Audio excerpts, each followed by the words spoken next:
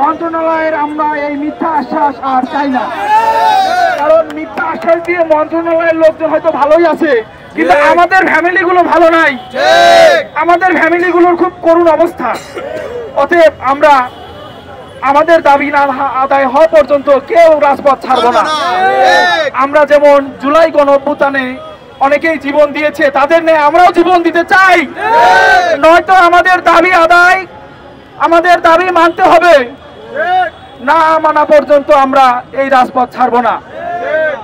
মাননীয় প্রধান উপদেষ্টার সাথে আমাদের সাক্ষাতের জন্য আমরা বিশেষভাবে একটা অনুরোধ জানাচ্ছি। মাননীয় প্রধান উপদেষ্টা ওনার বন্ধু আর কি, মালয়েশিয়ার প্রধানমন্ত্রী আনোয়ার ইব্রাহিম সাহেব, উনি মালয়েশিয়ার প্রধানমন্ত্রী, আমাদের প্রধান উপদেষ্টার বন্ধু।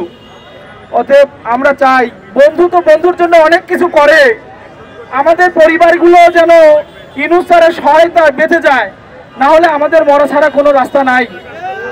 অতএব আমরা চাই উনি যেন ওনার বন্ধুর মাধ্যম দিয়ে আমাদের এই 18,000 পরিবার বেঁচে যায়। এই 18,000 পরিবারের সাথে আরো কত পরিবার জড়িত আছে।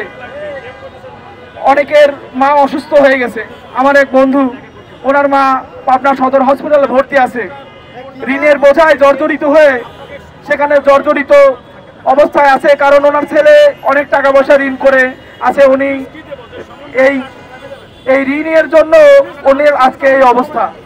অনেকেরই হয়তো অজানা অনেক কথা আছে যেগুলো আমরা জানি না। অতএব আমরা অনতিবিলম্বে আমাদের দাবি, আমাদের দ্রুত আমাদের দাবি যেন মেনে নেওয়া হয়। আর কোনো অযৌক্তিক দাবি আমরা করি নাই। আমরা টাকা পয়সা দিচ্ছি, আমাদের ভিসা হয়েছে, সব কিছু হয়েছে।